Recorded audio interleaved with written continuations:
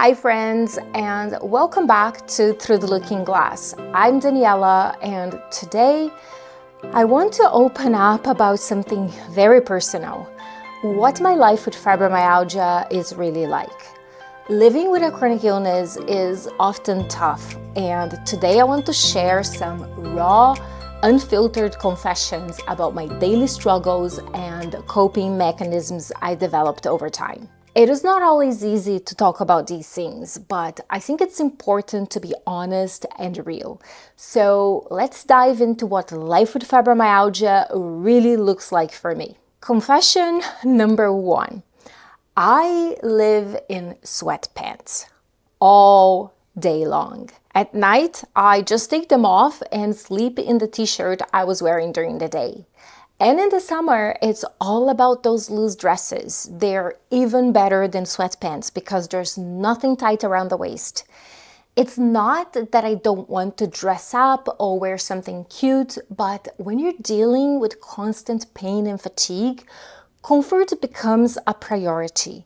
My skin also gets super irritated very easily, and any tight elastics or textured fabrics will leave me with a rash. I used to feel guilty about this, like I was giving up on myself. But over time, I realized that choosing comfort is actually a way of taking care of myself. Sweatpants and loose t-shirts have become my go-to, not because I've given up, but because I am prioritizing my well-being. The soft, loose fabric is a small refuge in a world that often feels harsh. That said, comfort doesn't have to mean looking unkempt. I found that choosing cute, matching lounge sets or simply coordinating colors makes a big difference in how I look and feel. Whether it's sweatpants in the winter or a loose dress in the summer, these small changes help me feel more put together. Choosing comfort isn't about giving up. It's about adapting to my circumstances. I've had to let go of the guilt and embrace the idea that comfort is just as important as anything else in managing my symptoms. And that's something I'm learning to take pride in. Confession number 2. There are times when do I dare say, go 3 to 4 days without taking a shower?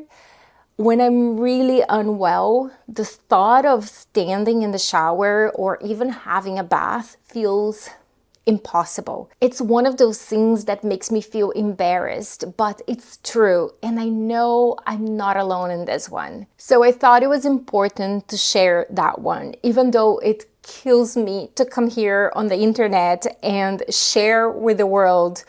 But people with chronic illness need to know they're not alone in their struggles.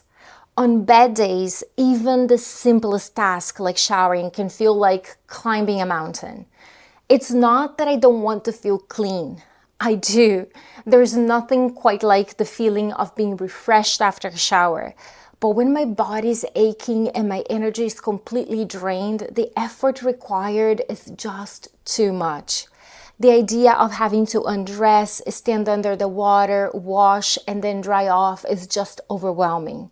What should be a basic self-care routine turns into a daunting challenge, one that I don't always have the strength to face.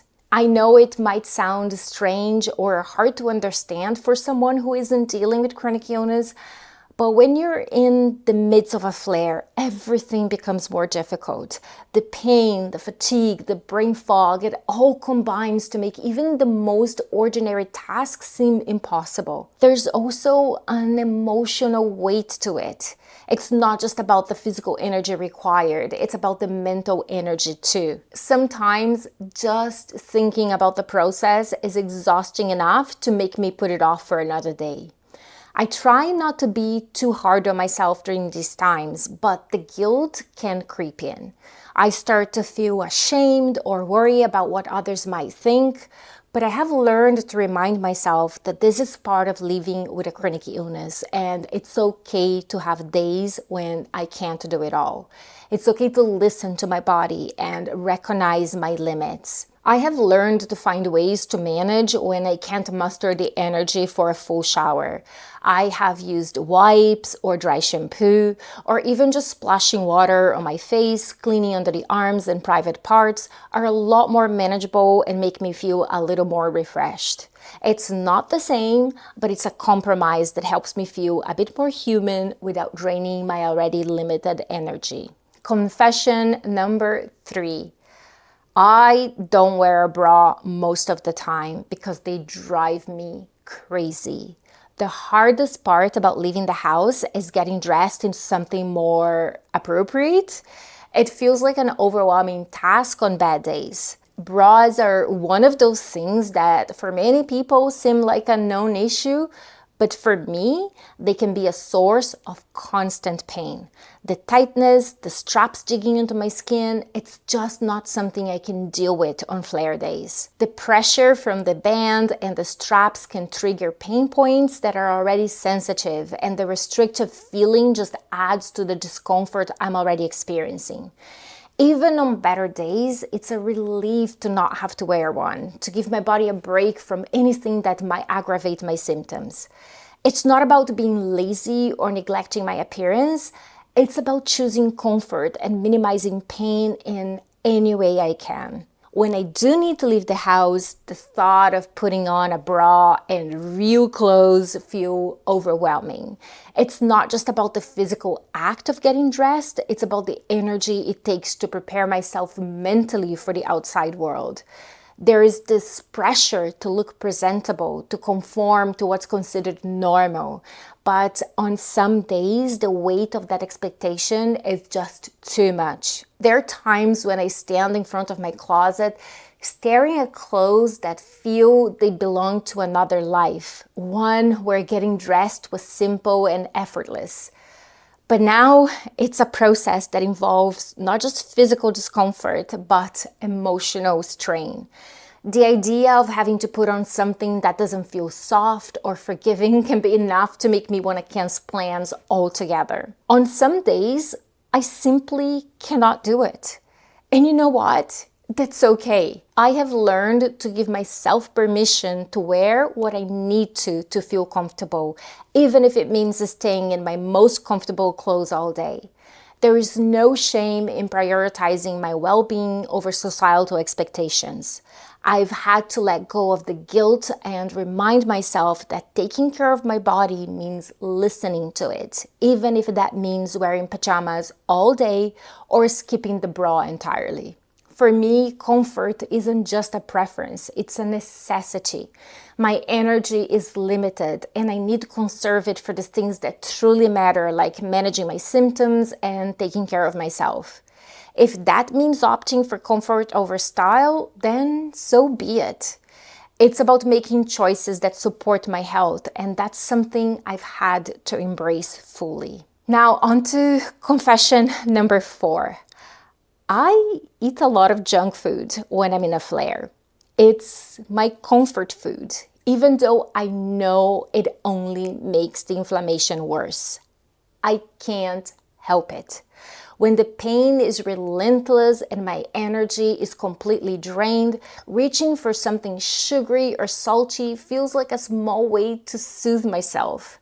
It's a coping mechanism, and I'm still working on finding healthier alternatives. There's something about the instant gratification of junk food that feels comforting when you're in pain. If you're interested in finding out a little bit more about the science behind sugar cravings when we're in pain, I have made a video about it, and I'll put the link up here and also in the description below. The thing is, when you're in a flare, making the right choices can feel impossible. Cooking a healthy meal or even choosing a healthier snack requires energy and willpower that I often don't possess. I know it's not the best choice for my body, but in these moments of desperation, it's what I reach for. This is not a habit I'm proud of, and it's something I'm actively working on. But if you find yourself doing the same thing, know that you're not alone. I'm trying to find healthier options that still feel comforting, but it's a work in progress, and I'm learning that small changes can add up over time. I think it's important to acknowledge that we all have coping mechanisms, and they're not always perfect. What matters is that we're aware of them and that we're trying to make better choices when we can. It's about progress, not perfection. I'm giving myself grace on this journey, knowing that I'm doing the best I can in the circumstances that I'm in. Confession number 5. I am on disability, and often I feel like an imposter, like I don't deserve to be on disability. Then my body does its thing, being unpredictable and full of symptoms, and I remember why I'm on disability. This is a big one for me because it's a constant struggle between what I feel and what I know to be true. There are days when I question whether I'm sick enough to deserve disability benefits. I wrestle with feelings of guilt, thinking I should be doing more or that I'm somewhat taking advantage of the system. But then reality hit. Those days when my symptoms are so overwhelming, I can barely function. It's in these moments that I'm reminded just how challenging it is to live with fibromyalgia. And honestly, knowing that insurance companies go through lengthy processes to approve claims give me some reassurance. Because let's be real, insurance companies are not exactly eager to pay out. They're in the business of collecting, not paying. So when I think about the fact that they approved me, I realize that things must really be as bad as they feel. It makes me feel a little bit better, reminding me that my struggles are real and valid, even if they don't always look what people might expect. And finally, confession number 6. Sometimes I go to bed without brushing my teeth. Fibromyalgia drains so much of my energy that even small tasks can feel overwhelming.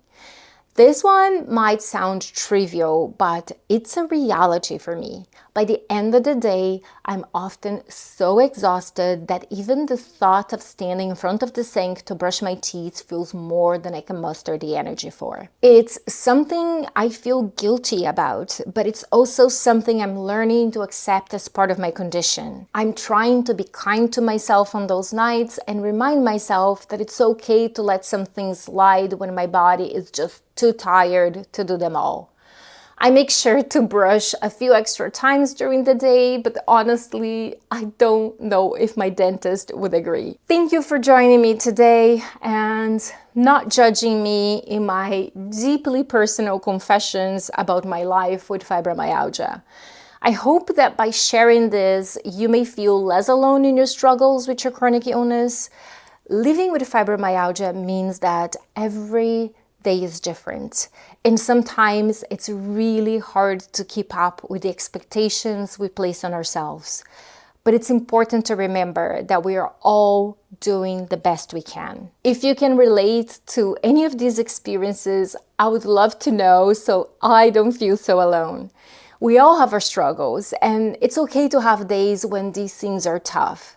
If you have your own confessions or tips, please leave them in the comments below. Let's support each other and keep this conversation going. If you found this video helpful or comforting, please give it a thumbs up and subscribe for more content on living with chronic illness. Until next time, take care and be kind to yourself. See you in the next one.